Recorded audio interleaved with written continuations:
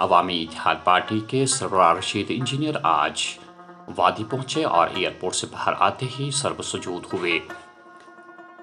नाज़रीन, हम आपको बताते चले कि टेरर फंडिंग में रशीद इंजीनियर को 2019 में गिरफ्तार किया गया और अबूरी जमानत पे अब उन्हें रिहा किया गया। वो पहले ही पार्लिमानी इलेक्शन जीत चुके हैं और अब असम्बली इंतखाबात चूँकि वादी में होने वाले हैं तो इस सिलसिले में उन्हें रिहाई मिल चुकी है। उनकी पार्टी को यकीन है कि वो वादी कश्मीर में अक्सरियत हासिल करेंगे और हुकूमत भी बनाएंगे, लेकिन दूसरी जानिब से उन्हें निशाना बना दिया है पहले ही उमर अब्दुल्ला और महबूबा मुफ्ती ने।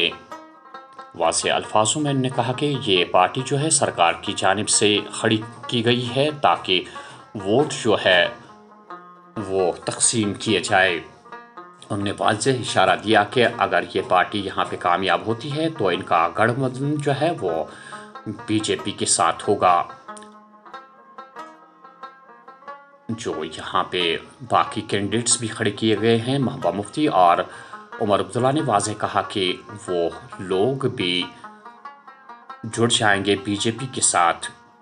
तो नाज़रीन, रशीद इंजीनियर ने वादी पहुँचते ही अपना मौक़िफ़ जो है वो दोहराया और वाज़ेह अल्फाज में कहा कि कश्मीर का मसला एक मसला है और इस मसले को हल करना जायज़ है और इसी मसले को हल करने में मैं अपना कलीदी रोल अदा करूँगा।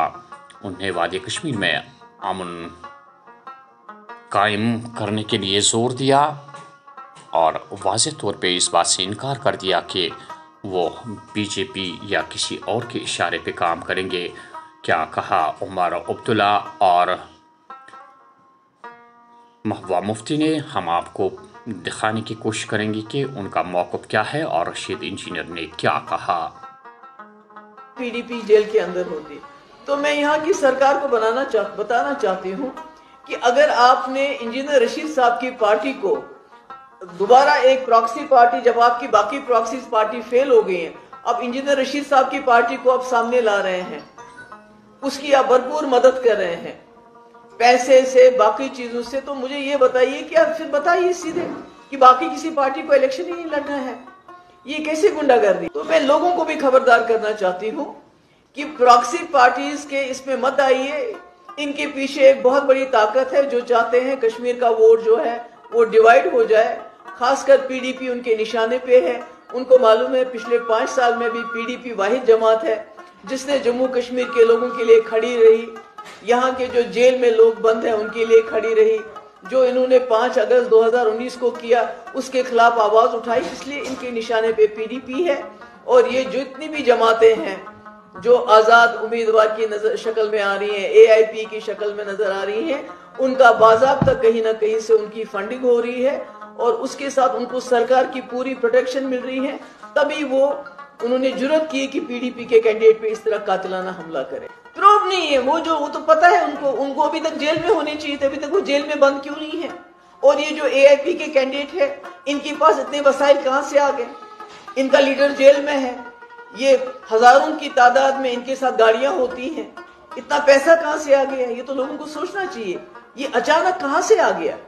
तो यानी कि जब इनकी दूसरी जब पीडीपी को तोड़ के इन्होंने कई प्रॉक्सी पार्टीज बनाई, जब वो फेल हो गई पार्लियामेंट इलेक्शन में, तो अब इंजीनियर रशीद की पार्टी को आगे किया जा रहा है। तो मैं वार्न करना चाहती हूँ, खबरदार करना चाहती हूँ बिलखुसूस कश्मीर के लोगों को।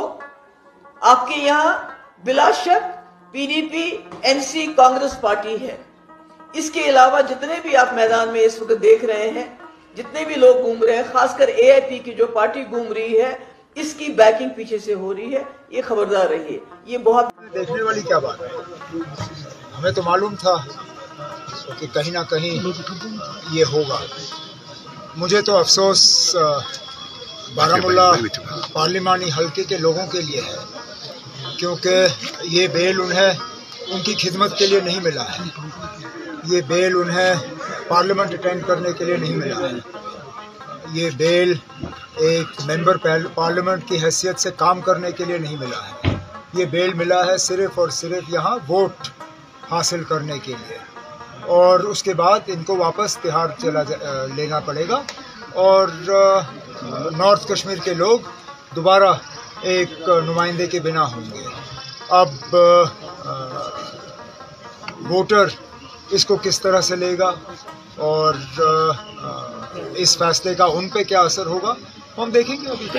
समझ के और मतलब बड़े एहतियात से इस मामले में कदम रख रहा था, लेकिन अच्छी बात है कि जो बात बहुत लोग सोच रहे थे वो महबूबा मुफ्ती साहिबा ने खुल के की। उन्होंने तो सीधा सीधा कहा है कि इंजीनियर रशीद साहब बीजेपी के कहने पे काम कर रहे हैं और सवाल उठाया कि ये जो सारा पैसा खर्च हो रहा है उनके उम्मीदवारों पे, ये पैसा आ कहाँ से रहा है। अब देखें अगर इसका जवाब AIP से आ जाता है, हम तो इन लोगों का मुकाबला करते रहेंगे। बैठे हुए लोग सिर्फ मेरे पीछे ही पड़ जाते हैं। मतलब ये कोई मामूली बात नहीं है ना। इंजीनियर रशीद का एक बार लड़ना मैं समझ सकता हूँ कि ये कोइंसिडेंस है, ये ऐसे ही हुआ, लेकिन इस इलेक्शन में एक आदमी को 2 सीटों पर लड़वाना और एक पे तो चलिए उनका निशाना ठीक रहा, वो गांधरबल आए, दूसरे पे उनका निशाना गलत रहा। वो उम्मीद कर रहे थे कि मैं बीरवा से कागज़ भरूंगा, मेरा बड़गाम से कागज़ भरने का इरादा था। अगर मैंने 2 दिन पहले बड़गाम का ऐलान किया होता, आप मान के चलिए कि वो क्या नाम है सर्जन बरकती, उसने बड़गाम से कागज़ भरा। कोशिश तो ये कर रहे हैं ना, लेकिन मैं उम्मीद कर रहा हूँ कि इस बार इंशाल्लाह उनकी कोशिशें नाकामयाब हों। कोई नई बात मैं नहीं कह रहा हूँ, मैंने तो साफ तौर अपनी तकरीरों में कहा है कि इंडिपेंडेंट को वोट देना बीजेपी को वोट देने के बराबर है। अगर आप बीजेपी को बाहर रखना चाहते हो तो नेशनल कॉन्फ्रेंस और नेशनल कॉन्फ्रेंस के अलायंस को वोट दे दीजिए। मैं अपनी कौम से इतना कहना चाहता हूँ, आप हिम्मत न हारें, सच्चाई हमारे साथ है। Facts are on our side. Nobody on earth beat Narendra Modi, beat Amit Shah साहब, beat anyone. Nobody can suppress our voice. सच्चाई हमारी साथ है और जीत सच्चाई की होगी। हम भीख नहीं मांग रहे हैं किसी चीज के लिए, हम सिर्फ ये चाहते हैं कि हमें इंसान समझा जाए, इंसानों की तरह जीने दिया जाए। हम ये सिर्फ चाहते हैं कि जम्मू कश्मीर का मसला जो 1947 से आज तक लटका हुआ है, जिसने यहाँ पर 4-5 लाख लोगों की जानें ले ली, वो किसी तरह हल हो जाए, जिससे पूरे बरसगीर में अमन लौट आए, किसी की माँ की गोद खाली न हो, कोई बंदा जेल में न रहे। For me power, being MP, being MLA, that doesn't matter.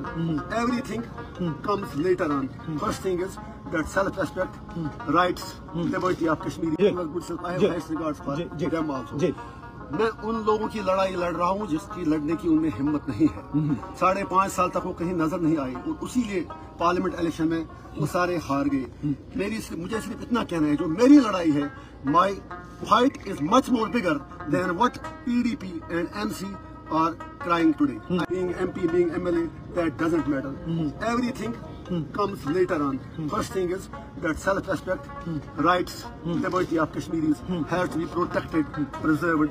ये गुजारिश है मुझे उमर साहब के हारने का कोई उसके लिए कोई खुशी नहीं है, लेकिन इतना है कि जो मोदी जी के नया कश्मीर का नारा है उसकी सारी हवा नॉर्थ कश्मीर के लोगों ने निकाल दी। नॉर्थ कश्मीर के लोगों को, पूरे कश्मीर के लोगों को मेरा हेड्स ऑफ, मेरा सलाम। और शायद अगर साउथ कश्मीर से भी हम या कोई और ऐसी ही आवाज आती तो शायद उससे भी बड़ा फैसला आता, या सेंट्रल कश्मीर से। कश्मीर का चप्पा चप्पा कुर्बानियों का मुझे समय है। हम मोदी जी से कहते हैं हमसे ज्यादा अमन की जरूरत किसी और को नहीं है, but peace will come at our conditions, not on your conditions. We don't want peace of a graveyard. We want